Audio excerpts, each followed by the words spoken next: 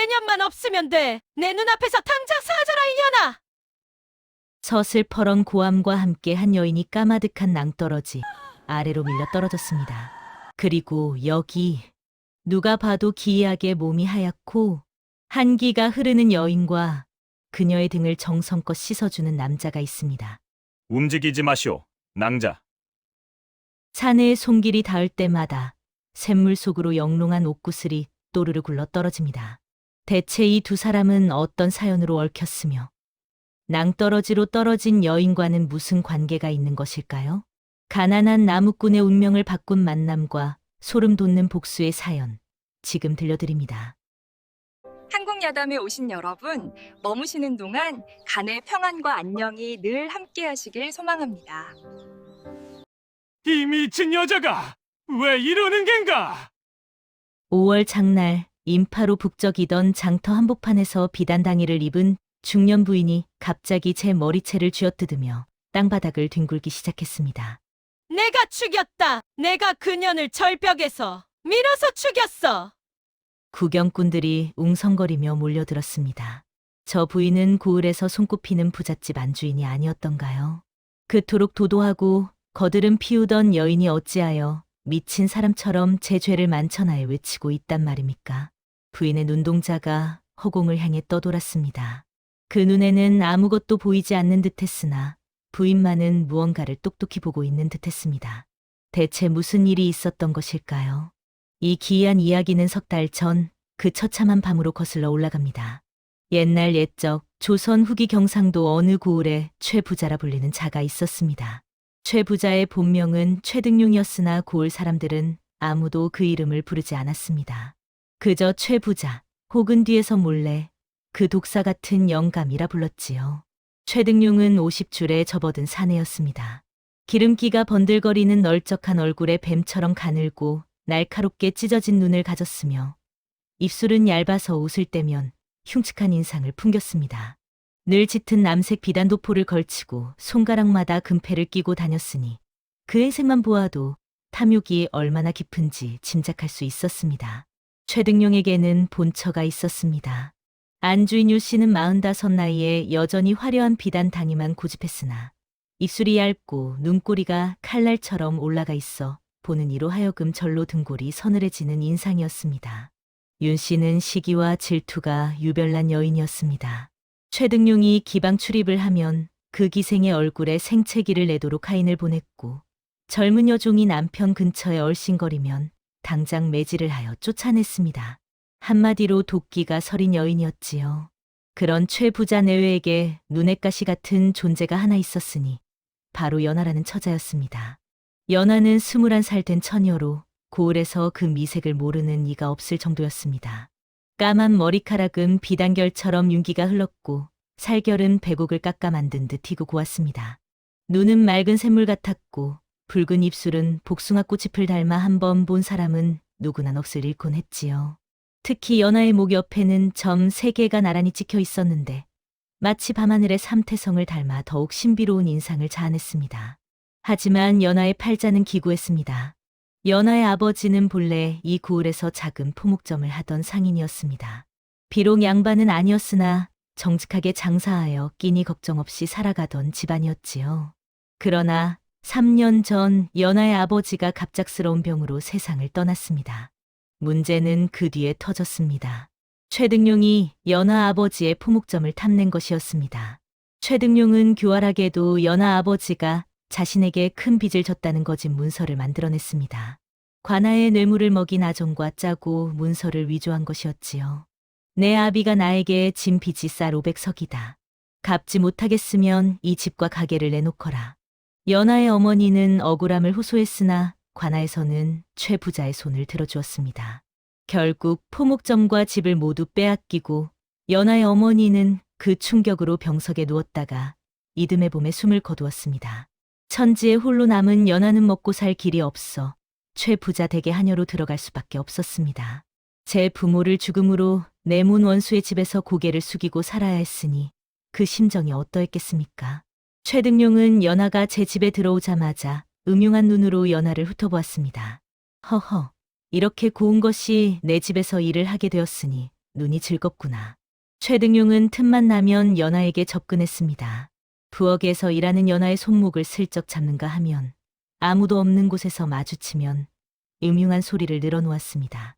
내가 나에게 잘 보이면 편히 살 수 있을 게다. 어떠냐? 내 수청을 들 생각이 없느냐? 연아는 이를 악물고 거절했습니다. 차라리 굶어 죽을지언정 원수의 소나기에 놀아나고 싶지 않았습니다. 연아가 완강히 거부할수록 최등용의 집착은 더욱 깊어졌습니다. 이 광경을 지켜보는 윤 씨의 눈에서는 불꽃이 튀었습니다. 전연이 남편을 홀리고 있어. 사실 연아는 홀리기는커녕 피하기에 급급했지만 질투의 눈이 먼 윤 씨의 눈에는 모든 것이 연아의 잘못으로 보였습니다. 윤 씨는 연아에게 온갖 굳은 일을 시키고 틈만 나면 뺨을 때리고 머리채를 잡아 흔들었습니다. 인연이 감히 색을 팔아 내 남편을 꿰어? 내까지 것이 주제를 알아야지. 연아의 하얀 뺨에는 손자국이 가시질 않았고 무릎은 매질 자국으로 멍이 들었습니다. 그러나 연아는 울지 않았습니다. 이를 악물고 버텼습니다. 어디 가서 하소연할 곳도 기댈 사람도 없었기에 그저 버티는 수밖에 없었지요. 그러던 어느 날 밤이었습니다. 최등용이 술에 취해 연아의 방문을 두드렸습니다.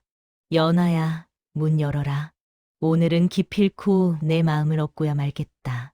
연아는 떨리는 손으로 문고리를 붙잡고 버텼습니다. 최등용이 억지로 문을 밀어 열려 하자 연아는 창문을 열고 뛰쳐나왔습니다. 밤새 도망쳐 어디론가 숨었습니다. 다음 날 아침 최등용은 분을 사귀지 못해 소리를 질렀습니다. 전연을 당장 찾아와. 내 집에서 도망친 하녀를 그냥 둘 수는 없다. 하인들이 사방으로 풀렸고 연아는 결국 뒷산 어귀에서 붙잡혔습니다. 끌려온 연아를 본 윤 씨의 얼굴은 귀신처럼 일그러져 있었습니다. 남편이 술에 취해 연아의 방을 찾았다는 사실을 알게 된 것이었지요. 윤 씨는 그날 밤 어두운 방에 홀로 앉아 이를 갈았습니다. 촛불이 흔들리는 방 안에서 윤 씨의 얼굴은 반쯤 그림자에 가려 흡사 야차 같은 형상이었습니다. 전연을 살려두어서는 안 되겠어. 살려두면 반드시 내 자리를 빼앗길 것이야. 윤 씨는 사리를 품었습니다. 며칠 뒤 윤 씨는 연아를 불러 세웠습니다. 연아야, 뒷산 절벽 근처에 산나물이 많이 난다더구나. 오늘 저녁 반찬거리로 뜯어오너라. 연아는 이상한 느낌이 들었으나 거역할 수 없어 광주리를 들고 산으로 향했습니다. 산길을 한참 오르자 아찔한 절벽이 나타났습니다. 까마득히 내려다 보이는 낭떠러지 아래에서는 물소리가 아득하게 들려왔습니다. 그때였습니다. 연아야. 뒤에서 윤 씨의 목소리가 들렸습니다. 연아가 뒤를 돌아보는 순간 윤 씨가 두 손으로 연아의 어깨를 세차게 밀었습니다. 연아의 몸이 허공으로 기울었습니다. 손에 들린 광주리가 허공에서 빙글빙글 돌았습니다. 살려. 연아의 비명이 절벽 아래로 사져갔습니다. 몸이 바위에 부딪히며 나는 둔탁한 소리가 들리더니 이내 물소리만 남았습니다. 윤 씨는 절벽 아래를 내려다보았습니다. 그 얼굴에는 한 점 동요도 없었습니다. 오히려 입가에 차가운 미소가 떠올랐지요. 이제 됐어. 이제 전연은 영영 사라졌어. 윤 씨는 태연히 산을 내려왔습니다. 연아가 산나무를 캐다가 실족하여 절벽에서 떨어졌다고 둘러댔습니다. 아무도 의심하지 않았습니다. 하차는 하녀 하나 죽었다고 문제 삼을 사람이 없었으니까요. 윤 씨의 비단 주머니 속에는 그날 연아가 차고 있던 작은 은비녀가 들어 있었습니다. 연아가 떨어지기 직전 윤 씨의 손에 걸려 빠진 것이었지요. 윤 씨는 그것을 버리지 않고 비단 주머니에 넣어두었습니다.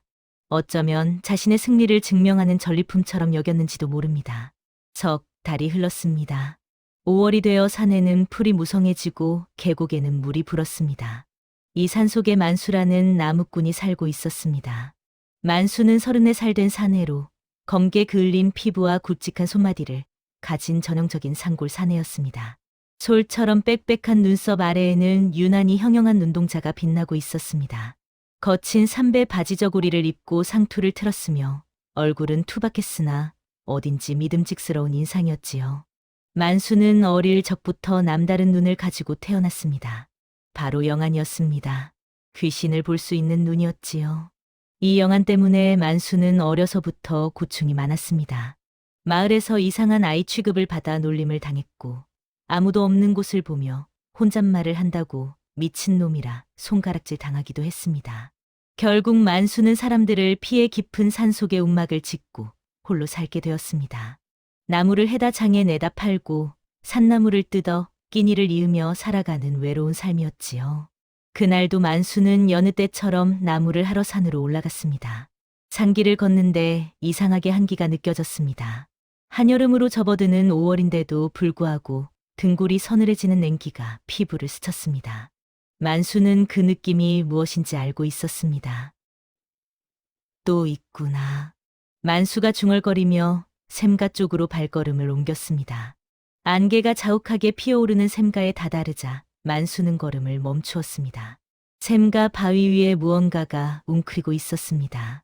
시커먼 덩어리였습니다. 형체는 사람 같았으나 온몸이 검은 그을음 같은 것으로 뒤덮여 있었고 머리카락인지 무엇인지 모를 것들이 엉겨붙어 흉측한 모습이었습니다. 그것이 흐느끼고 있었습니다. 흑흑흑. 처연한 울음소리가 안개 속에 퍼졌습니다. 보통 사람이었다면 혼비백산 도망쳤을 것입니다. 그러나 만수는 달랐습니다. 만수의 영안에는 그 시커먼 형체 안에 갇힌 슬픔이 보였습니다. 원한이 깊구나. 만수가 조심스럽게 다가가 말을 건넸습니다. 낭자, 왜 그리 울고 있소? 시커먼 형체가 고개를 들었습니다.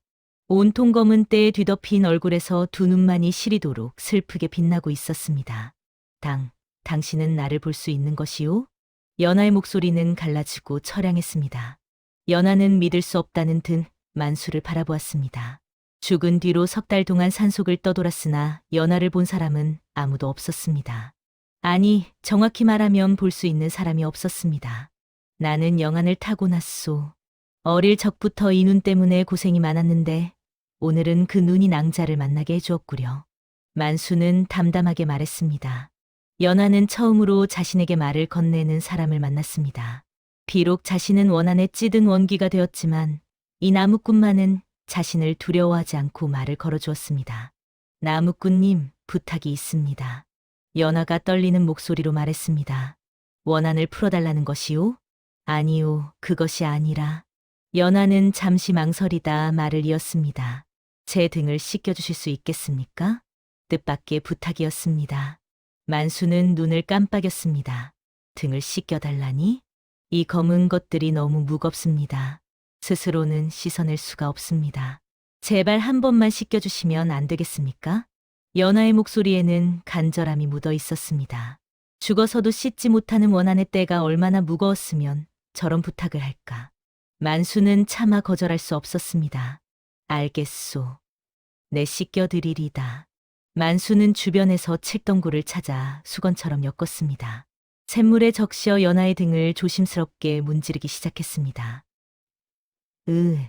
연하가 낮게 신음했습니다. 검은 때가 조금씩 벗겨지기 시작했습니다. 때가 벗겨진 자리에는 놀랍게도 배곡처럼 하얀 살결이 드러났습니다. 그때였습니다. 또르르. 무언가 작은 것이 연하의 등에서 굴러 떨어졌습니다. 만수가 집어들어 보니 엄지손톱보다 조금 큰 옥구슬이었습니다. 맑고 투명한 구슬이 아침 햇살에 영롱하게 빛났습니다. 이게 무엇이오? 연하가 떨어진 옥구슬을 바라보았습니다. 검은 때에 가려져 있던 눈동자에 처음으로 희미한 빛이 돌았습니다. 저도 모르겠습니다. 다만 원한이 벗겨지는 것 같습니다. 연하의 목소리에서 조금 전에 처량함이 한꺼풀 벗겨진 듯했습니다. 만수는 그 옥구슬을 소중히 주머니에 넣었습니다. 이것이 앞으로 펼쳐질 기이한 인연의 시작이었으니 이때만 해도 만수는 전혀 알지 못했습니다. 그 뒤로 만수는 매일 샘가를 찾았습니다. 해가 뜨면 나무를 하고 해가 기울면 샘가로 향했습니다. 연하는 늘 그 자리에서 만수를 기다리고 있었습니다. 처음에는 시커먼 형체로 웅크리고 있던 연하였으나 만수가 정성껏 등을 씻겨줄 때마다 조금씩 변화가 나타났습니다. 오늘도 왔습니다. 낭자. 나무꾼님 기다리고 있었습니다. 만수가 칡덩굴 수건에 샘물을 적셔 연하의 어깨를 문지르자 또르르 옥구슬 2개가 굴러 떨어졌습니다. 엄지손톱보다 조금 큰 구슬이 이끼 낀 바위 위에서 영롱하게 빛났습니다. 구슬이 떨어질 때마다 연하의 몸에서 검은 때가 벗겨지고 그 자리에는 배곡 같은 살결이 드러났습니다. 오늘은 2개가 나왔구려. 만수가 구슬을 주워 담으며 말했습니다. 원한이 조금씩 풀리는 것 같습니다. 연하의 목소리가 전보다 맑아져 있었습니다. 검은 때에 가려져 있던 목선이 드러나기 시작했고 쪽진 머리 사이로 가녀린 목덜미가 보였습니다. 만수는 문득 연하의 목 옆에 난 점 3개를 발견했습니다. 나란히 찍힌 3개의 점이 마치 밤하늘의 삼태성 같았습니다. 낭자, 목의 점이 특이하게 났구려. 삼태성을 닮았소. 어릴 적부터 있던 것입니다. 어머니께서 복점이라 하셨지요. 연하의 목소리에 쓸쓸함이 묻어났습니다. 어머니를 떠올린 것이겠지요. 만수는 그 3개의 점을 유심히 바라보았습니다. 검은 때 속에서 처음 드러난 살결에 찍힌 그 점들은 유난히 선명해 보였습니다. 닷새가 지나고 열흘이 지났습니다. 매일 저녁 만수가 연하의 등을 씻겨줄 때마다 옷구슬이 서너 개씩 떨어졌습니다. 만수는 그 구슬들을 하나도 빠뜨리지 않고 모아두었습니다. 작은 보자기에 싸서 움막 한 편에 소중히 보관했지요. 만수의 움막은 산중턱 외진 곳에 자리 잡고 있었습니다. 나무 껍질과 흙으로 엮어 만든 초라한 움막이었으나 만수에게는 세상에서 유일한 보금자리였습니다. 그 움막에 이제 연하의 구슬들이 하나둘 쌓여가고 있었습니다. 15세가 지나자 구슬이 20개를 넘었습니다. 만수는 구슬을 꺼내 햇빛에 비춰보았습니다. 맑고 투명한 옷구슬들이 무지개 빛으로 반짝였습니다. 이것이 원한의 형상이라니. 만수는 혼잣말로 중얼거렸습니다. 슬픔이 이토록 아름다운 형태로 나올 수도 있다는 것이 신기했습니다. 20날이 지나자 연하의 얼굴에서도 검은 때가 벗겨지기 시작했습니다. 처음 보았을 때는 형체조차 알아보기 어려웠던 연하였으나 이제는 고운 이목구비가 서서히 드러나고 있었습니다. 낭자, 점점 본래 모습을 되찾고 있소. 만수가 감탄하며 말했습니다. 연하는 수줍은 듯 고개를 숙였습니다. 나무꾼님의 정성 덕분입니다. 만수라 하오. 편히 만수라 부르시오. 그러면 은희님이라 불러도 되겠습니까? 나무꾼님보다 은희님이 더 마음에 와닿습니다. 만수는 쑥스러워하며 고개를 끄덕였습니다. 귀 뒤가 살짝 붉어지는 것을 연하는 보았으나 모른 척했습니다. 그리 부르시오, 연하 낭자. 그날부터 연하는 만수를 은희님이라 불렀고 만수는 연하를 연하 낭자라 불렀습니다. 둘의 호칭이 바뀌자 어딘지 모르게 거리감이 줄어든 것 같았습니다. 말투도 조금씩 부드러워졌습니다. 25째 되던 날 저녁이었습니다. 만수가 여느 때처럼 샘가로 향하는데 멀리서 낯선 기운이 느껴졌습니다. 만수의 영안이 번뜩였습니다. 샘가 근처 바위 뒤에 무언가가 숨어 있었습니다. 희끄무레한 형체가 어른거렸습니다. 누구요? 만수가 낮은 목소리로 물었습니다. 바위 뒤에서 노인의 형상을 한 귀신이 슬금슬금 나타났습니다. 허리가 굽고 수염이 허연 노인이었으나 몸이 반투명하여 귀신임을 알 수 있었습니다. 나리, 저도 씻겨주시오. 노인 귀신이 애원하듯 말했습니다. 저도 원한이 있소. 3년 전에 산적에게 죽임을 당했는데 그 원한을 풀지 못해 떠돌고 있소. 만수는 난감해졌습니다. 연하만 해도 매일 씻겨주느라 바쁜데 다른 귀신까지 돌볼 여력이 없었습니다. 그때 연하가 나타났습니다. 은희님, 무슨 일이십니까? 연하가 노인 귀신을 보더니 표정이 굳어졌습니다. 당신은 누구요? 노인 귀신이 연하를 보고 움찔했습니다. 연하의 몸에서 뿜어져 나오는 기운이 심상치 않았던 것이지요. 저도 원한을 풀고 싶어서. 은희님은 내 은인이요. 당신 은인이 아니요. 연하의 목소리가 차가웠습니다. 만수는 조금 놀랐습니다. 연하가 이렇게 단호한 모습을 보인 것은 처음이었습니다. 연하 낭자, 너무 매몰차게 굴지 않아도. 은희님. 연하가 만수를 똑바로 바라보았습니다. 은희님의 마음이 넓으신 것은 알고 있습니다. 하지만 은희님은 이미 저를 돕고 계십니다. 다른 귀신까지 돌보시면 은희님의 몸이 버티지 못할 것입니다. 만수는 연하의 말에 일리가 있다고 생각했습니다. 영안을 가진 것도 귀신을 씻겨주는 것도 보통 일이 아니었습니다. 기력이 많이 소모되는 일이었지요. 노인장, 미안하오. 지금은 이 낭자를 돕고 있어서 다른 일을 도울 여력이 없소. 노인 귀신은 실망한 표정을 지었으나 이내 고개를 끄덕였습니다. 알겠소. 나리. 언젠가 여력이 되시면 그때 다시 찾아뵙겠소. 노인 귀신이 사라지자 연하가 한숨을 내쉬었습니다. 은희님, 죄송합니다. 제가 너무 심하게 말했지요? 아니요. 낭자 말이 맞소. 내 몸도 건사해야 낭자를 계속 도울 수 있으니. 만수가 웃으며 말했습니다. 연하도 안도한 듯 미소 지었습니다. 30날이 지났습니다. 어느 날 저녁 만수가 연하의 등을 씻겨주다 말고 물었습니다. 연하 낭자, 대체 무슨 원한이 이토록 깊은 것이오? 내 영안으로 많은 귀신을 보았지만 낭자처럼 검은 때가 두터운 원기는 처음이오. 연하는 한동안 말이 없었습니다. 샘물 위로 안개가 피어올랐고 숲에서는 부엉이 울음소리가 들려왔습니다.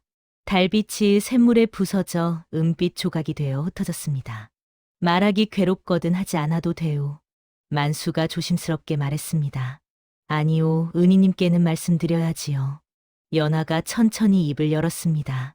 저는 이 고을 최부자 댁의 한이었습니다. 연하는 자신의 과거를 하나하나 털어놓았습니다.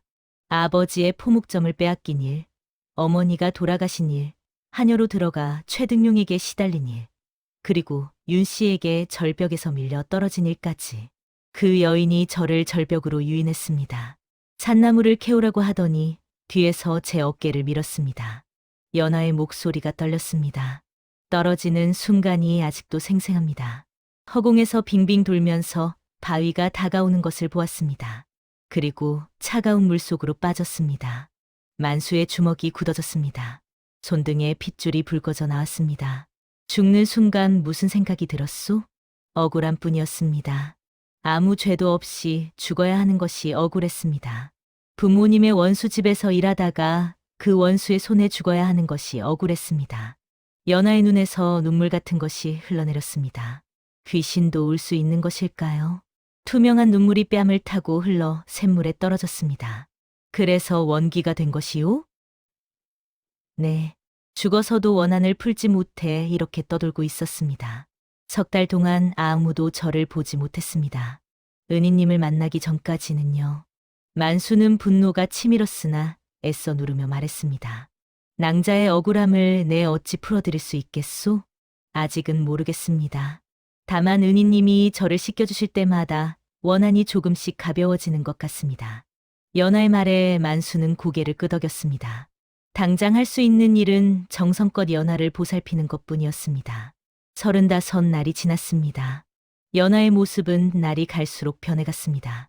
시커멓던 형체는 이제 거의 사라지고 생전의 고운 모습이 드러나고 있었습니다. 까만 머리카락에 윤기가 돌았고 맑은 눈동자에는 슬픔 대신 온기가 깃들기 시작했습니다. 어느 날 저녁 만수가 샘가에 도착하니 연하가 물가에 비친 자신의 모습을 바라보고 있었습니다. 은희님, 저희 본래 모습이 어떠합니까? 연하가 부끄러운 듯 물었습니다. 만수는 잠시 말을 잃었습니다.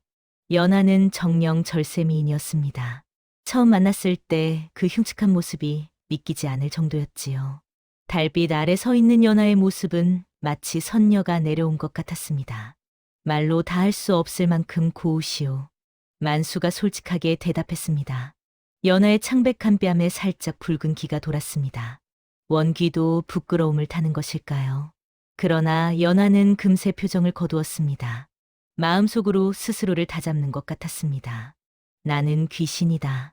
아무리 은희님이 좋아도 이루어질 수 없는 것이다. 마음을 주어서는 안 된다. 연하는 그 마음을 깊이 묻어두었습니다. 만수를 바라볼 때마다 가슴 한편이 따뜻해지는 것을 느꼈지만 그 감정을 입 밖으로 꺼내지 않기로 했습니다. 만수도 마찬가지였습니다.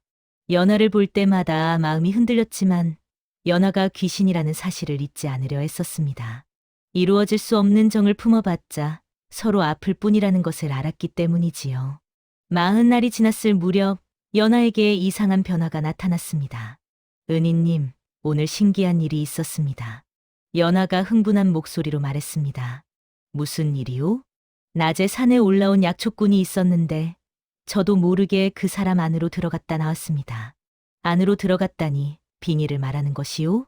그런 것 같습니다. 아주 짧은 순간이었고 금방 튕겨 나왔지만요. 만수는 놀라면서도 고개를 끄덕였습니다. 원한이 벗겨지면서 낭자에게 어떤 힘이 생기고 있는 것 같소. 저도 왜 이런 힘이 생겼는지 모르겠습니다. 연하는 고개를 갸웃거렸습니다. 분명한 것은 매일 만수가 씻겨줄 때마다 원한이 한꺼풀씩 벗겨지고 그때마다 무언가 달라지고 있다는 것이었습니다. 혹시 원한이 풀리면서 다른 힘으로 바뀌는 것이 아닐까요? 만수가 추측했습니다. 글쎄요, 저도 잘 모르겠습니다. 다만 이 힘을 잘 쓰면 원한을 푸는 데 도움이 될 것 같습니다. 연하의 눈이 반짝였습니다. 그 뒤로 연하는 빙의 능력을 연습하기 시작했습니다. 산에 오르는 나무꾼이나 약초꾼이 지나가면 조심스럽게 다가가 잠깐씩 빙의를 시도했습니다. 처음에는 번번이 튕겨나왔습니다. 사람의 몸에 들어가는 순간 밀려나는 느낌이었지요. 오늘도 실패했습니다. 연하가 풀이 죽어 말했습니다. 낭자, 조급해하지 마시오. 처음부터 잘 되는 일이 어디 있겠소. 만수가 옆에서 지켜보며 조언했습니다. 어떻게 하면 좋을까요? 내 생각에는 너무 힘을 주지 말고 자연스럽게 스며드는 것이 어떻겠소. 물이 땅에 스며들듯이 말이오. 연하는 만수의 말대로 해보았습니다. 힘을 빼고 천천히 스며들듯 다가가자 이번에는 조금 더 오래 버틸 수 있었습니다. 은희님, 조금 나아진 것 같습니다. 연하의 얼굴에 기쁨이 피어올랐습니다. 만수도 흐뭇하게 웃었습니다. 45날이 지나자 연하는 약초꾼의 몸에 반식경 정도 머물 수 있게 되었습니다. 처음보다 훨씬 나아진 것이었지요. 은희님, 오늘은 약초꾼의 손을 움직여 보았습니다. 정말이요? 네, 손가락을 까딱거릴 수 있었습니다. 연하가 신이 나서 말했습니다. 만수도 기뻐하며 박수를 쳤습니다. 50날이 지나자 연하는 약초꾼의 몸에 한식경 정도 머물 수 있게 되었습니다. 60날이 지나자 나무꾼의 몸을 빌려 몇 마디 말을 할 수 있게 되었습니다. 은희님, 이제 제법 할 수 있게 되었습니다. 연하의 목소리에 자신감이 실렸습니다. 능력이 늘어갈수록 연하의 눈빛도 달라졌습니다. 처음에 처연한 슬픔 대신 어떤 결의가 깃들기 시작한 것이었지요. 65날째 되던 날이었습니다. 만수가 연하의 팔을 씻겨주다가 무언가 반짝이는 것을 발견했습니다. 연하의 손목에 감겨 있던 검은 때가 벗겨지자 그 안에서 작은 물건이 떨어졌습니다. 이건 무엇이오? 만수가 집어들었습니다. 자주색 비단으로 만든 작은 주머니였습니다. 수가 놓인 고급스러운 물건이었으나 군데군데 얼룩이 져 있었습니다. 비단의 질감이 곱고 바느질이 정교한 것으로 보아 양반가의 물건임이 틀림없었습니다. 연하의 얼굴이 굳어졌습니다. 이것은 윤 씨의 것입니다. 윤 씨라면 낭자를 절벽에서 민 그 여인 말이오? 네. 제가 떨어지는 순간 윤 씨의 허리춤에서 이것이 빠져 제 손에 걸렸던 것 같습니다. 그때는 너무 급해서 몰랐는데 만수가 주머니를 열어보았습니다. 그 안에는 작은 은비녀가 들어 있었습니다. 세공이 섬세한 은비녀였습니다. 연하가 보더니 눈을 크게 떴습니다. 이것은 제 비녀입니다. 어머니께서 돌아가시기 전에 물려주신 것인데 제가 죽던 날 잃어버렸다고 생각했습니다. 윤 씨가 가져갔던 것이로군. 만수의 목소리가 차갑게 가라앉았습니다. 아마 제가 죽은 뒤에 제 몸에서 빼앗은 것 같습니다. 그것을 자기 주머니에 넣어두었다가 제가 떨어질 때 함께 빠진 것이겠지요. 연하의 목소리가 떨렸습니다. 분노와 슬픔이 뒤섞인 목소리였습니다. 이 비단 주머니와 은비녀는 윤 씨가 연하를 죽였다는 증거가 될 수 있었습니다. 윤 씨의 주머니에서 죽은 연하의 비녀가 나왔으니 이보다 확실한 증거가 어디 있겠습니까? 은희님, 이것은 혹시 나중에 쓸모가 있지 않을까요? 낭자 말이 맞소. 잘 보관해 두겠소. 만수는 비단 주머니와 은비녀를 소중히 품에 넣었습니다. 70날이 지났습니다. 어느 날 밤 연하가 만수에게 이상한 이야기를 꺼냈습니다. 은희님, 제가 원기가 된 뒤로 윤 씨를 몰래 쫓아다녔습니다. 쫓아다녔다니? 네, 원한 때문에 어쩔 수가 없었습니다. 윤 씨가 가는 곳마다 따라다녔지요. 그러다 이상한 것을 보았습니다. 연하의 목소리가 낮아졌습니다. 윤 씨와 최 부자가 한밤중에 몰래 집을 나서더니 뒷산 어딘가에 무언가를 묻는 것을 보았습니다. 무언가를 묻었다? 네, 꽤 큰 괴짝이었습니다. 둘이서 끙끙대며 날랐으니까요. 아마도 재물을 숨긴 것 같습니다. 만수의 눈이 반짝였습니다. 그 위치를 알고 있소? 네, 똑똑히 기억하고 있습니다. 연하는 자세한 위치를 설명해 주었습니다. 뒷산 너머 바위 틈 사이 큰 소나무 아래라고 했습니다. 그 소나무는 벼락을 맞아 반쪽이 타버린 나무라서 쉽게 찾을 수 있다고 했습니다. 그 괴짝 안에는 아마 금덩이와 은자가 들어 있을 것입니다. 최 부자가 몰래 빼돌린 재물이겠지요. 어찌 그것을 아시오? 윤 씨가 최 부자에게 말하는 것을 들었습니다. 관아에서 눈치채기 전에 여기다 숨겨두자고 하더군요. 만수는 고개를 끄덕였습니다. 지금 당장 그 재물을 가져올 생각은 없었습니다. 다만 연하의 원한을 푸는데 언젠가 쓸모가 있을지도 모른다는 생각이 들었습니다. 이것이 나중에 어떻게 될지는 모르겠습니다만 일단 알려드리고 싶었습니다. 고맙소. 연하 낭자. 이 정보가 분명 쓸모가 있을 것이오. 75날이 지났습니다. 연하의 빙의 능력은 나날이 늘어갔습니다. 이제는 사람의 몸에 2시즌 가까이 머물 수 있게 되었고 그 사람의 몸을 자유롭게 움직일 수도 있었습니다. 어느 날 연하가 한 나무꾼의 몸에 빙의하여 만수 앞에 나타났습니다. 은희님, 저입니다. 낯선 나무꾼의 입에서 연하의 말투가 나왔습니다. 만수는 신기한 듯 바라보았습니다. 정말 신기하구려. 목소리는 다른데 말투는 영락없이 낭자요. 이 정도면 윤 씨에게도 시도해 볼 수 있을 것 같습니다. 연하가 나무꾼의 얼굴로 미소 지었습니다. 어색한 미소였지만 그 안에 연하의 결의가 담겨 있었습니다. 다만 윤 씨는 보통 사람보다 독하다 하지 않았소. 혹시 위험하지는 않겠소? 알고 있습니다. 그래서 더 연습해야 합니다. 연하는 나무꾼의 몸에서 빠져나왔습니다. 나무꾼은 갑자기 정신이 든 듯 두리번거리다가 고개를 갸웃거리며 산을 내려갔습니다. 80날이 지났습니다. 연하의 모습은 이제 완전히 생전의 모습을 되찾았습니다. 시커멓던 원기는 간데없고 눈부시게 아름다운 여인이 샘가에 앉아 있었습니다. 다만 몸이 반투명하여 귀신임을 알 수 있었지요. 옷구슬은 이제 80개가 넘게 모였습니다. 만수는 그 구슬들을 작은 자루에 담아 움막에 보관해 두었습니다. 은희님, 구슬이 많이 모였습니다. 거의 90개가 될 것 같소. 낭자가 원기로 떠돈 날수와 비슷하구려. 연하는 고개를 끄덕였습니다. 아마 3달 동안 쌓인 원한이 하루에 하나씩 구슬로 나오는 것 같습니다. 마지막 구슬이 나오면 저는 아마 성불할 수 있을 것입니다. 성불이라는 말에 만수의 얼굴에 복잡한 감정이 스쳤습니다. 연하가 성불하면 다시는 볼 수 없다는 뜻이었으니까요. 만수는 그 감정을 애써 숨겼습니다. 그 전에 원한을 풀어야 하지 않겠소? 만수가 물었습니다. 네. 윤 씨가 제 죄를 뉘우치고 벌을 받는 것을 보아야 성불할 수 있을 것 같습니다. 연하의 눈에 결의가 서렸습니다. 어떻게 할 작정이요? 빙의를 써야 할 것 같습니다. 윤 씨의 몸에 들어가 직접 죄를 자백하게 만들 것입니다. 만수는 잠시 생각에 잠겼습니다. 위험하지 않겠소? 윤 씨가 보통 사람보다 독하다 했으니 알고 있습니다. 하지만 이대로는 원한을 풀 수 없습니다. 제가 직접 나서야 합니다. 연하의 목소리는 단호했습니다. 그러면 내가 도울 일이 있겠소? 은희님께서 지켜봐 주시겠습니까? 그리고 만약 제가 실패하면 그 비단 주머니를 관아에 가져다 주십시오. 만수는 단호하게 대답했습니다. 당연하지요. 무슨 일이 있어도 낭자 곁을 지키겠소. 85날째 연하는 드디어 빙의 능력을 완전히 익혔습니다. 나무꾼의 몸에 들어가 반나절 동안 머물 수 있게 되었고 그 사람의 입을 빌려 자유롭게 말할 수도 있었습니다. 이 정도면 윤 씨에게도 시도해 볼 수 있을 것 같습니다. 연하가 자신감 있게 말했습니다.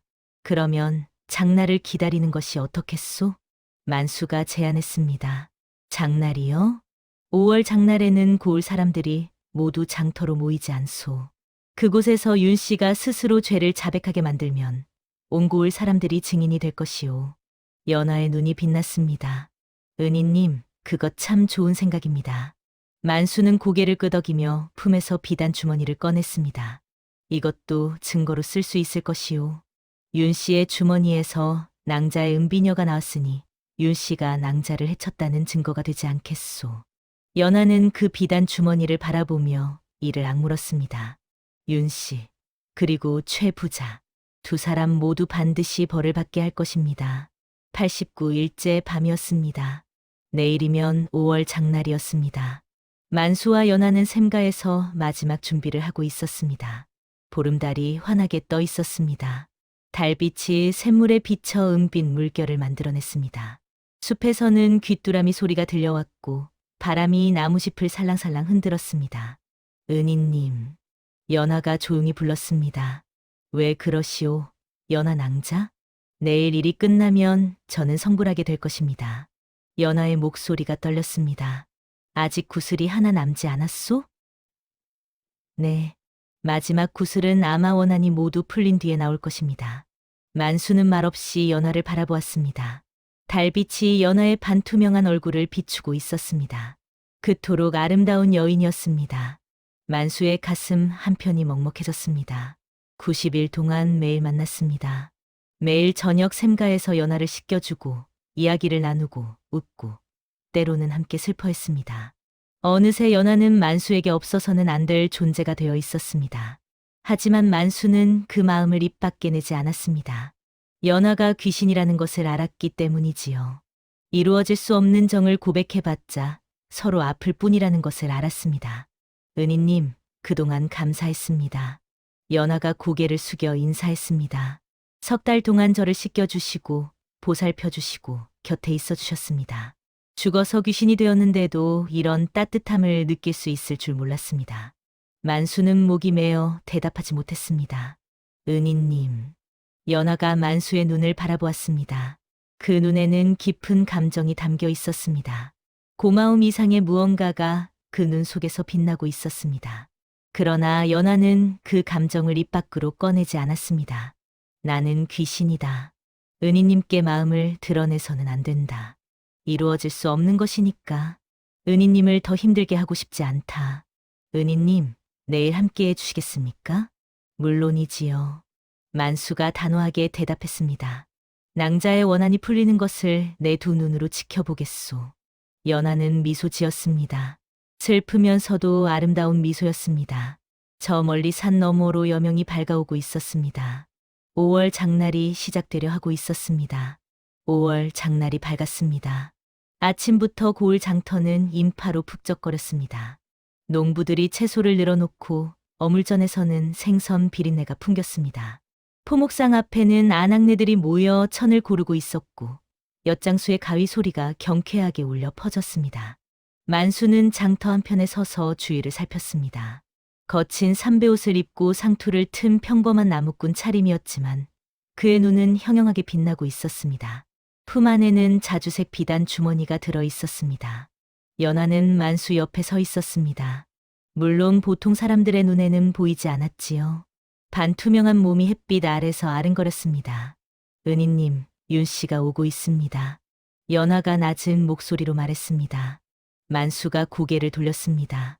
장터 입구 쪽에서 가마 하나가 들어오고 있었습니다. 화려한 비단 휘장이 드리워진 가마였습니다. 가마 앞뒤로 하인들이 줄지어 따르고 있었지요. 가마가 멈추고 휘장이 열렸습니다. 윤 씨가 모습을 드러냈습니다. 45 나이에도 화려한 당의를 걸친 윤 씨는 여전히 표독스러운 인상이었습니다. 입술이 얇아 웃어도 차가워 보였고 눈꼬리가 칼날처럼 올라가 있었습니다. 하인에게 부채를 건네받아 붙이며 거드름을 피우는 모습이 영락없는 악덕의 양반과 안주인이었습니다. 전현이로구나. 만수가 이를 악물었습니다. 은희님, 저는 이제 가겠습니다. 연하가 말했습니다. 조심하시오, 연하 낭자. 걱정 마십시오. 반드시 성공하겠습니다. 연하의 몸이 희미해지더니 바람처럼 윤 씨 쪽으로 흘러갔습니다. 윤 씨는 장터를 거닐며 이것저것 구경하고 있었습니다. 이 비단은 얼마냐? 예, 마님. 한 필에 은자 5냥이옵니다. 뭐? 이런 허접한 것이 5냥이라고? 에잇, 눈이 썩어도 이런 건 안 사. 윤 씨가 비단을 내던지며 코웃음 쳤습니다. 포목상 주인이 굽실거리며 물러났습니다. 윤 씨가 다음 가게로 향하려는 순간이었습니다. 갑자기 윤 씨의 몸이 굳었습니다. 손에 들린 부채가 바닥에 떨어졌습니다. 마님, 괜찮으십니까? 하인이 다급히 물었습니다. 윤 씨의 눈동자가 흔들렸습니다. 뭔가 이상했습니다. 몸이 제 마음대로 움직이지 않았습니다. 이게 무슨... 윤 씨가 더듬거렸습니다. 그때 윤 씨의 몸 안에서 연하의 목소리가 울렸습니다. 윤 씨, 나를 기억하느냐? 윤 씨의 얼굴이 사색이 되었습니다. 그 목소리를 잊을 수 없었습니다. 석 달 전 절벽에서 밀어버린 그 하녀의 목소리였습니다. 너는... 그래, 나 연하다. 내가 죽인 연하다. 윤 씨의 입에서 연하의 목소리가 흘러나왔습니다. 주위 사람들이 이상하다는 듯 쳐다보기 시작했습니다. 마님, 왜 그러십니까? 혼잣말을 하시다니. 하인이 당황하여 물었습니다. 윤 씨는 몸부림을 쳤습니다. 머릿속에서 연하의 목소리가 울려 퍼졌습니다. 내가 나를 죽였다. 절벽에서 밀어 죽였다. 그 죄를 이제 만천하에 밝혀야겠다. 아니야. 나가. 내 몸에서 나가. 윤 씨가 제 머리를 쥐어뜯으며 비명을 질렀습니다. 장터 사람들이 웅성거리며 몰려들었습니다. 저 마님이 왜 저러시지? 귀신이라도 씌인 게 아닐까? 사람들이 수군거렸습니다. 연하는 온 힘을 다해 윤 씨의 몸을 장악했습니다. 쉽지 않았습니다. 윤 씨의 도끼가 연하를 밀어내려 했습니다. 마치 불 속에 손을 집어넣은 것처럼 따갑고 고통스러웠습니다. 내년이 감히, 천한 것이 감히 내 몸에. 윤 씨가 속으로 악을 썼습니다. 천하다고? 내가 나를 천하게 만든 것이다. 내가 우리 집안을 망하게 하고 내 부모를 죽게 만들고 나까지 죽였다. 연하도 지지 않고 맞섰습니다. 한동안 윤 씨의 몸 안에서 치열한 싸움이 벌어졌습니다. 윤 씨는 몸을 비틀고 바닥을 뒹굴었습니다. 입에서 거품이 일었습니다. 저 마님이 미쳤나 봐. 의원을 불러. 빨리 의원을 불러. 하인들이 허둥지둥 뛰어다녔습니다. 바로 그때 연하가 마지막 힘을 짜냈습니다. 윤 씨, 내 죄를 내 입으로 말하거라. 연하가 윤 씨의 입을 완전히 장악했습니다. 윤 씨의 입에서 연하가 원하는 말이 흘러나오기 시작했습니다. 내가 죽였다. 윤 씨의 입에서 터져나온 외침의 장터가 조용해졌습니다. 내가 연하를 죽였다. 석 달 전 뒷산 절벽에서 밀어 죽였다. 윤 씨의 몸이 벌떡 일어섰습니다.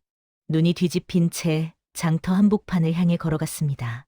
사람들이 놀라 양옆으로 갈라졌습니다. 저 여인이 나를 죽였다. 연하라는 하녀를 질투하여 절벽에서 밀어 죽였다. 윤 씨의 입에서 연하의 원한이 터져 나왔습니다. 내 남편 최등용이 연하에게 흑심을 품자 질투심에 눈이 멀어 무고한 여인을 죽였다. 그것도 모자라 연하의 은비녀를 빼앗아 내 주머니에 넣어두었다. 장터 사람들이 웅성거렸습니다. 저건 최부자 댁마님이 아닌가? 연하라면 석 달 전에 실종된 그 하녀 말인가? 실종이 아니라 죽인 것이었어? 사람들의 눈빛이 달라졌습니다. 처음에는 미친 사람을 보는 눈이었으나 이제는 살인자를 보는 눈으로 바뀌었습니다. 증거가 있다. 연하가 윤 씨의 입을 빌려 외쳤습니다. 저기 서 있는 나무꾼에게 증거가 있다. 내 비단 주머니와 연하의 은비녀를. 모든 시선이 만수에게 쏠렸습니다. 만수는 품에서 자주색 비단 주머니를 꺼내 높이 들어 올렸습니다. 여기 있소. 이것은 최부자 댁 안주인 유 씨의 주머니요. 그 안에는 죽은 연하의 은비녀가 들어있소. 만수가 주머니를 열어 은비녀를 꺼내 보였습니다. 햇빛에 반짝이는 은비녀를 보고 사람들이 술렁거렸습니다. 정말이네. 저건 분명 양반과 안주인의 물건이야. 죽은 하녀의 비녀가 왜 마님 주머니에 있는 거지? 살인이 맞구나, 살인. 장터가 발칵 뒤집어졌습니다. 그때 장터 저편에서 고함 소리가 들려왔습니다. 이게 무슨 소란이냐? 최등용이었습니다. 비단 도포를 휘날리며 성큼성큼 걸어오고 있었습니다. 하인들이 좌우에서 호위하고 있었지요. 여보, 정신 차리시오. 최등용이 윤 씨에게 달려가 어깨를 흔들었습니다. 그 순간 윤 씨의 입에서 다시 연하의 목소리가 터져 나왔습니다. 최등용, 내 놈도 죄가 있다. 최등용의 얼굴이 굳어졌습니다. 내 놈이 우리 아버지의 포목점을 빼앗았다. 거짓 문서를 꾸며 우리 가족을 거리로 내몰았다. 내 놈의 탐욕 때문에 우리 부모님이 돌아가셨다. 윤 씨의 눈이 최등용을 향해 돌아갔습니다. 그 눈에는 윤 씨가 아닌 연하의 원한이 서려 있었습니다. 그리고 내 놈은 나에게 수청을 강요했다. 밤마다 내 방문을 두드리며 추잡한 짓을 하려 했다. 장터 사람들 사이에서 탄식이 터져 나왔습니다. 세상에, 저 양반이 그런 짓을 했단 말인가? 하녀에게 수청을 강요하다니 금수만도 못한 놈이로구나. 최등용의 얼굴이 벌겋게 달아올랐습니다. 닥쳐라. 인연이 미쳤구나. 당장 입을 막아. 최등용이 하인들에게 소리쳤습니다. 하인들이 윤 씨에게 달려들었습니다. 하지만 연하는 멈추지 않았습니다. 그뿐이 아니다.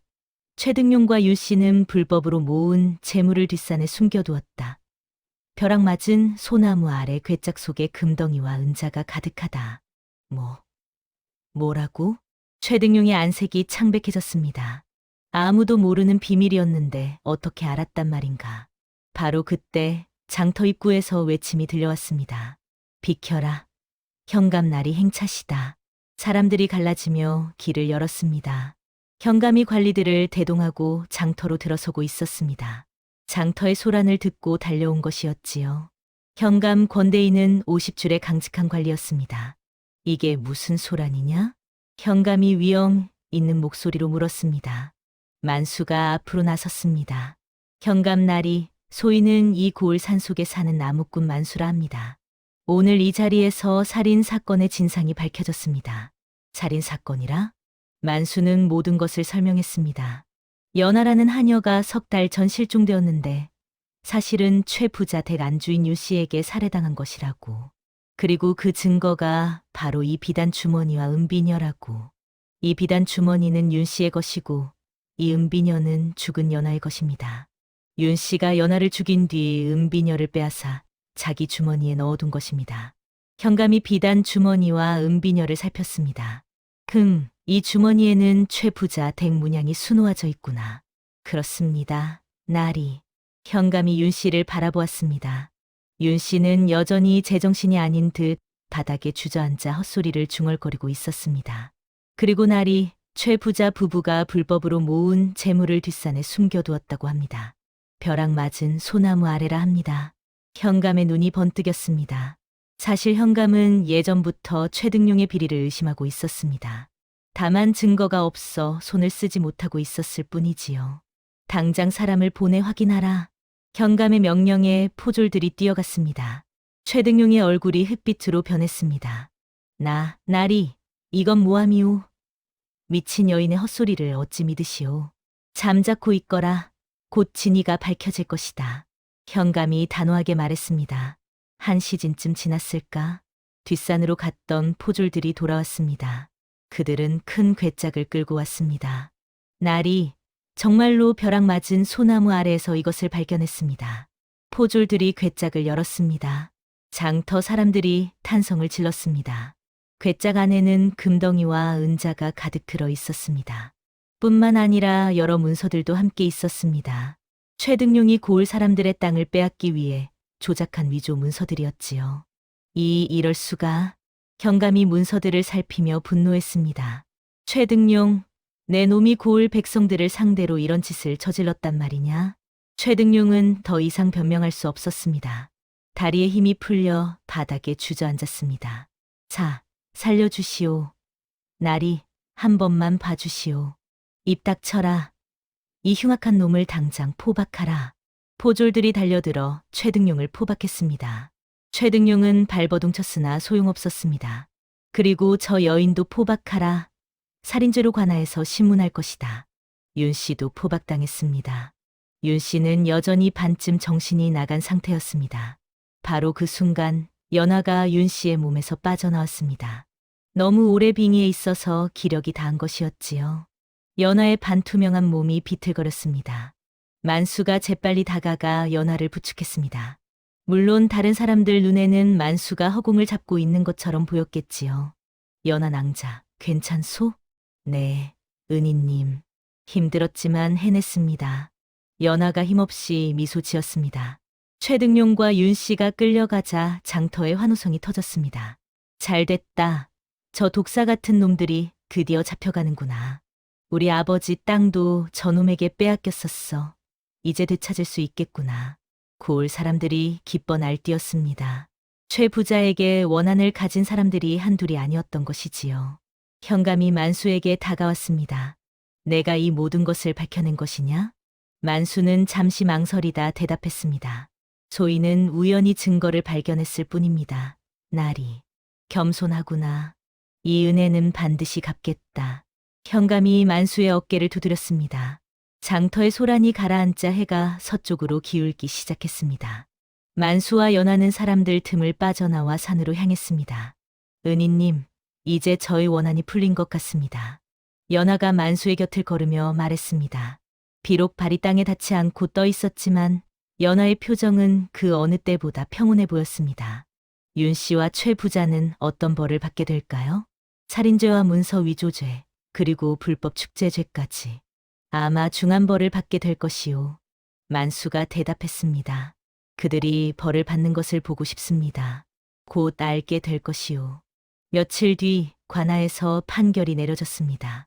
최등용은 문서 위조와 불법 축제 등의 죄로 전 재산을 몰수당하고 함경도 북쪽 끝 오지로 유배형에 처해졌습니다. 윤 씨는 살인죄로 같은 형을 받았습니다. 판결이 내려지던 날 최등용과 윤 씨는 칼을 쓰고 관아 앞에 끌려 나왔습니다. 살려주시오. 나리, 한 번만 용서해 주시오. 최등용이 땅에 머리를 박으며 빌었습니다. 그토록 거드름 피우던 양반이 이제는 거지보다 못한 꼴이 되어 있었습니다. 비단 도포는 벗겨지고 죄인복을 입었으며 기름기 흐르던 얼굴은 쑥 들어가 뼈가 드러나 보였습니다. 윤 씨는 더 처참했습니다. 연하에게 빙의당한 뒤로 제정신을 차리지 못하고 있었습니다. 눈이 풀려 허공을 떠돌았고 입에서는 의미 없는 중얼거림이 흘러나왔습니다. 연하가 온다, 연하가 온다. 저 여인 완전히 미쳐버렸구나. 구경꾼들이 수군거렸습니다. 쯧쯧, 죄를 짓더니 벌을 받는구나. 저렇게 될 줄 알았으면 살인은 왜 했대? 사람들이 손가락질하며 침을 뱉었습니다. 과거에 최 부자 부부에게 당한 사람들이 나와 욕을 퍼부었습니다. 내 놈 때문에 우리 아버지가 분통 터져 돌아가셨어. 내 땅 돌려내라, 이 도둑놈아. 돌멩이와 썩은 채소가 날아왔습니다. 최등용은 머리를 감싸 안고 몸을 움츠렸습니다. 만수는 장터 구석에서 이 광경을 지켜보고 있었습니다. 연하도 만수 곁에 있었지요. 연하 낭자, 저것을 보시오. 네, 보고 있습니다. 연하의 눈에서 눈물이 흘러내렸습니다. 기쁨의 눈물인지 슬픔의 눈물인지 알 수 없었습니다. 아버지, 어머니, 원수가 벌을 받았습니다. 연하가 속삭였습니다. 이제 편히 쉬실 수 있겠지요? 만수는 아무 말 없이 연하 곁에 서 있었습니다. 이 순간만큼은 연하 혼자 있게 해주고 싶었습니다. 죄인 호송 행렬이 고을을 벗어났습니다. 최등용과 윤 씨는 포졸들에게 끌려 북쪽으로 향했습니다. 함경도 끝 오지까지 가려면 수개월이 걸릴 터였습니다. 그곳에서 남은 평생을 귀양살이하며 지내야 했지요. 최등용의 재산은 모두 몰수되었습니다. 화려했던 저택은 관아에 귀속되었고 하인들은 뿔뿔이 흩어졌습니다. 최 부자 가문은 하루아침에 몰락한 것이었습니다. 그리고 한 가지 아무도 모르는 사실이 있었습니다. 뒷산에서 발견된 괴짝 외에 또 하나의 숨겨진 재물이 있었던 것이지요. 연하가 만수에게 알려준 또 다른 장소의 말입니다. 은희님, 저 두 사람만 아는 장소가 하나 더 있습니다. 연하가 말한 적이 있었습니다. 관아에 알린 곳 말고 더 깊은 산 속에 또 하나의 괴짝이 숨겨져 있습니다. 그것은 은희님께 드리고 싶습니다. 만수는 처음에 거절했습니다. 나는 그런 재물이 필요 없소. 은희님, 제발 받아주십시오. 은희님이 아니었으면 저는 영원히 원한을 풀지 못했을 것입니다. 이것은 제가 드릴 수 있는 유일한 보답입니다. 연하의 간곡한 부탁에 만수는 결국 고개를 끄덕였습니다. 알겠소. 낭자의 마음을 받겠소. 최 부자 부부가 유배를 떠난 다음 날이었습니다. 만수는 연하가 알려준 장소로 향했습니다. 깊은 산속, 폭포 뒤편 바위 틈이었습니다. 그곳에는 과연 또 하나의 괴짝이 숨겨져 있었습니다. 괴짝을 열자 만수는 숨이 멎는 듯했습니다. 금덩이와 은자뿐만 아니라 값비싼 보석들까지 가득 들어 있었습니다. 평생 나무를 해도 만질 수 없는 재물이었습니다. 연하 낭자, 이것은 너무 과분하오. 아니오, 은희님. 이것은 원래 최 부자가 고을 백성들에게서 빼앗은 것입니다. 은희님이 가져서 좋은 일에 쓰시는 것이 낫지 않겠습니까? 연하가 미소 지었습니다. 만수는 그 재물을 조심스럽게 가져왔습니다. 움막에 숨겨두었지만 당장 쓸 생각은 없었습니다. 먼저 해야 할 일이 있었으니까요. 그날 저녁 만수와 연하는 샘가에서 마주 앉았습니다. 89일째 밤이었습니다. 보름달이 환하게 떠 있었고 샘물이 은빛으로 반짝였습니다. 은희님, 연하가 조용히 입을 열었습니다.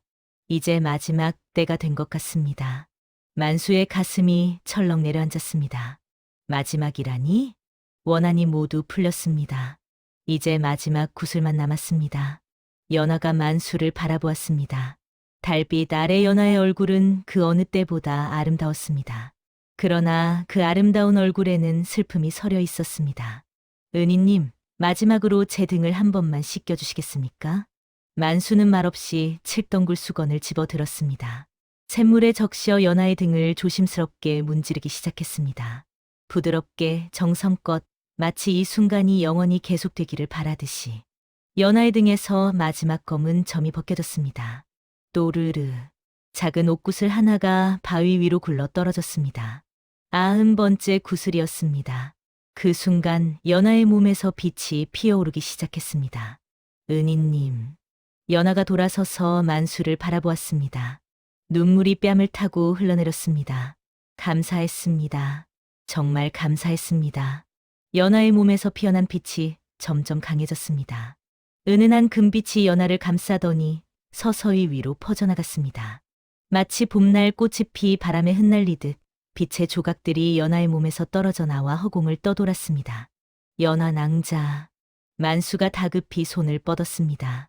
그러나 만수의 손은 연하를 잡을 수 없었습니다. 연하의 몸이 점점 투명해지고 있었습니다. 은희님, 괜찮습니다. 연하가 평온한 미소를 지었습니다. 이제 저는 성불할 수 있습니다. 은희님 덕분입니다. 만수의 눈에 눈물이 고였습니다. 이 순간이 우리라는 것을 알고 있었지만 막상 닥치니 가슴이 찢어지는 듯했습니다. 90날 동안 은희님께서 저를 씻겨주셨습니다. 연하가 말을 이었습니다. 매일 저녁 샘가로 와주셨고 저의 원한을 한꺼풀씩 벗겨주셨습니다. 죽어서 원기가 되었는데도 이렇게 따뜻한 정을 느낄 수 있을 줄 몰랐습니다. 빛이 점점 더 강해졌습니다. 연하의 몸이 반쯤 빛 속에 묻혔습니다. 은희님. 연하가 만수의 눈을 똑바로 바라보았습니다. 그 눈에는 깊은 감정이 담겨 있었습니다. 90날 동안 입 밖에 내지 않았던 마음이 그 눈 속에서 빛나고 있었습니다. 그러나 연하는 끝내 그 마음을 말로 꺼내지 않았습니다. 나는 귀신이다. 은희님께 짐이 되어서는 안 된다. 이 마음은 가슴에 묻고 가야 한다. 대신 연하는 다른 말을 했습니다. 은희님, 부디 행복하게 사십시오. 그 착한 마음 그대로 좋은 일 많이 하시고 좋은 사람 만나셔서 오래오래 사십시오. 만수는 목이 메어 대답하지 못했습니다. 그리고 은희님, 연하가 마지막으로 말했습니다. 다음 생이 있다면 그때는 귀신이 아닌 사람으로 만나고 싶습니다. 그 말을 끝으로 연하의 몸이 완전히 빛에 휩싸였습니다. 순간 하늘에서 꽃비가 내리기 시작했습니다. 분홍빛 꽃잎들이 하늘에서 쏟아져 내렸습니다. 복숭아 꽃인지 벚꽃인지 알 수 없는 꽃잎들이 샘가 주위를 가득 메웠습니다. 그 꽃빛 속에서 연하가 빛으로 변해갔습니다. 연하 낭자. 만수가 외쳤습니다. 연하는 마지막으로 미소 지었습니다. 슬프면서도 아름다운 해탈의 미소였습니다. 그리고 연하의 몸이 완전히 빛이 되어 하늘로 올라갔습니다. 수천 개의 빛 조각이 꽃잎과 함께 하늘로 흩어졌습니다. 마치 별들이 하늘로 돌아가는 것 같았습니다. 만수는 한참 동안 하늘을 올려다보았습니다. 눈물이 뺨을 타고 흘러내렸습니다. 꽃비가 그친 뒤 샘가에는 고요만 남았습니다. 연하가 앉아있던 자리에 90개의 옥구슬만이 달빛에 반짝이고 있었습니다. 만수는 그 구슬들을 하나하나 주워 담았습니다. 90날의 기억을 아흔날의 인연을 손에 쥐었습니다. 연하 낭자. 만수가 나지막이 중얼거렸습니다. 다음 생에 꼭 다시 만납시다. 그 뒤로 5년의 세월이 흘렀습니다. 만수는 더 이상 산속 움막에 사는 나무꾼이 아니었습니다. 연하가 남긴 재물을 바탕으로 만수는 장사를 시작했습니다. 처음에는 작은 포목점이었으나 정직하고 성실하게 장사한 덕분에 점점 사업이 커졌습니다. 3년이 지나자 고을에서 손꼽히는 상인이 되었고 5년이 지난 지금은 경상도 일대에서 이름을 떨치는 거상이 되어 있었습니다. 만수의 외모도 달라져 있었습니다. 여전히 검게 그을린 피부와 투박한 손을 가지고 있었으나 이제는 깔끔한 비단 도포를 입고 정갈하게 상투를 틀고 있었습니다. 눈은 여전히 형형하게 빛났으나 그 안에는 세월의 깊이가 더해져 있었지요. 그러나 만수는 재물을 혼자 쓰지 않았습니다. 가난한 백성들에게 쌀을 나눠 주었고 굶주린 아이들에게 밥을 먹였습니다. 병든 노인에게 약값을 대주었고 어려운 처지의 과부와 고아를 도왔습니다. 만수대인은 참으로 덕이 높으신 분이야. 어디서 저런 분이 나타났는지 살아있는 보살이 따로 없어. 고을 사람들이 입을 모아 칭송했습니다. 만수는 그럴 때마다 연하를 떠올렸습니다. 이 재물은 연하 낭자가 남긴 것이다. 연하 낭자의 뜻대로 좋은 일에 쓰는 것이 마땅하다. 만수는 아직 장가를 들지 않았습니다. 주위에서 혼처를 소개하려 해도 번번이 거절했습니다. 아직은 때가 아니오. 만수는 그렇게만 말했습니다. 사실 만수는 연하를 잊지 못하고 있었습니다. 5년이 지났지만 그날 밤 꽃비 속에서 사라진 연하의 모습이 눈에 선했습니다. 다음 생이 있다면 그때는 귀신이 아닌 사람으로 만나고 싶습니다. 연하의 마지막 말이 귓가에 맴돌았습니다. 만수는 혹시나 하는 마음으로 연하를 닮은 사람을 찾아다녔습니다. 장터에 갈 때마다, 다른 고을에 장사하러 갈 때마다 연하의 모습을 떠올리며 사람들을 살폈습니다. 그러나 연하를 닮은 사람은 어디에도 없었습니다. 5년째 되던 해 6월이었습니다. 장날이라 장터는 여느 때처럼 북적거렸습니다. 만수는 포목점 앞에서 장사를 하고 있었습니다. 대인, 이 비단은 얼마입니까? 손님의 물음에 만수가 대답하려던 순간이었습니다. 장터 저편에서 맑은 웃음소리가 들려왔습니다. 만수의 귀가 번쩍 열렸습니다. 그 웃음소리가 어딘지 모르게 익숙했습니다. 고개를 돌려 소리가 난 쪽을 바라보았습니다. 약초를 파는 좌판 앞에 한 처녀가 서 있었습니다. 20살 남짓되어 보이는 처녀였습니다. 깨끗한 흰 저고리에 옥색 치마를 입고 있었고 까만 머리카락을 단정하게 따내렸습니다. 만수의 눈이 크게 떠졌습니다. 저 처녀의 얼굴이 연하와 똑같았습니다. 까만 머리카락, 맑은 눈동자, 복숭아꽃잎 같은 입술, 백옥처럼 하얀 살결까지 5년 전 꽃비 속에서 사라진 연하가 눈앞에 서 있는 것 같았습니다. 만수는 자기도 모르게 발걸음을 옮겼습니다. 저기. 만수가 처녀에게 다가가 말을 걸었습니다. 목소리가 떨렸습니다. 처녀가 고개를 돌렸습니다. 맑은 눈동자가 만수를 바라보았습니다. 네, 저를 부르셨습니까? 처녀의 목소리는 연하와 달랐습니다. 연하보다 조금 더 높고 밝은 목소리였습니다. 만수는 순간 당황했습니다. 연하의 환생이라면 목소리도 같아야 하는 것이 아닐까?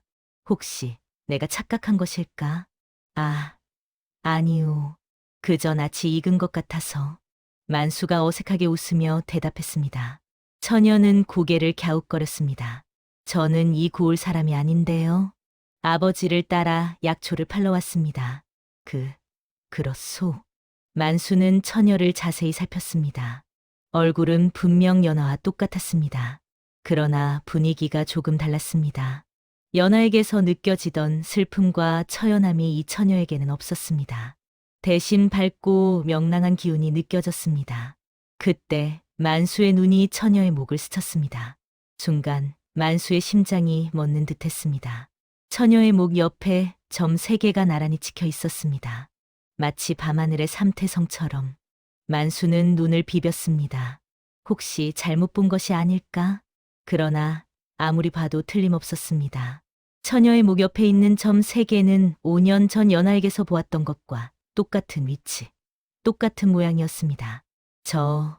저기. 만수의 목소리가 떨렸습니다. 왜 그러세요?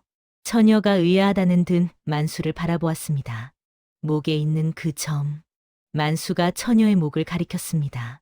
아, 이것이요? 처녀가 손으로 목을 만지며 수줍게 웃었습니다. 태어날 때부터 있던 거예요. 어머니께서 삼태성을 닮았다고 하셨어요.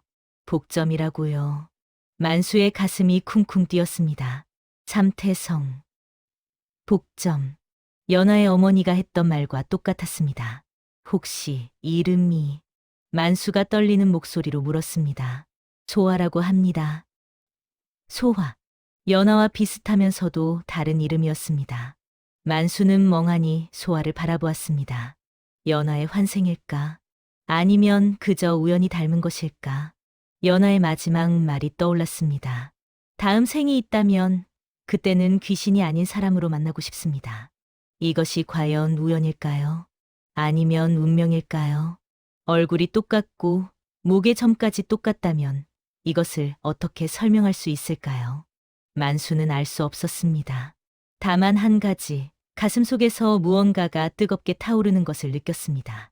저, 혹시 차 한 잔 대접해도 되겠소? 만수가 용기를 내어 물었습니다. 소아는 잠시 망설이다가 수줍게 고개를 끄덕였습니다. 네, 좋아요. 두 사람은 나란히 장터를 걸어갔습니다. 하늘에서 햇살이 따스하게 내리쬐었습니다. 어디선가 꽃향기가 바람에 실려왔습니다. 만수는 걸으면서 하늘을 올려다보았습니다. 연하 낭자, 당신인가요? 당신이 돌아온 건가요? 대답은 없었습니다. 그러나 만수의 가슴은 이미 답을 알고 있는 듯했습니다. 어쩌면 이것은 연하의 환생이 아닐지도 모릅니다. 그저 기이하게 연하를 닮은 다른 여인일 수도 있습니다. 그러나 그것이 무슨 상관이겠습니까? 삼태성처럼 나란히 찍힌 세 개의 점이 두 사람을 이어주고 있었습니다. 설명할 수 없는 기이하고도 아름다운 인연이 두 사람 사이에 놓여 있었습니다. 만수와 소아는 나란히 걸어갔습니다. 5년 전 꽃비 속에서 끝난 인연이 이제 새로운 시작을 알리고 있었습니다. 옛말의 인연은 하늘이 맺어준다는 말이 있습니다. 아무리 막으려 해도 맺어질 인연은 맺어지고 아무리 붙잡으려 해도 끊어질 인연은 끊어지는 법이지요. 만수와 연하의 인연은 죽음으로도 끊을 수 없었습니다. 원기가 되어 떠돌던 연하는 영안을 가진 만수를 만나 원한을 풀었고 성불한 뒤에도 그 인연의 끈은 끊어지지 않았습니다. 이 이야기가 전하는 바는 이것입니다. 첫째, 선한 마음으로 남을 도우면 반드시 복이 돌아온다는 것입니다. 만수가 아무런 대가 없이 연하를 도왔기에 그 덕이 쌓여 거상이 될 수 있었습니다.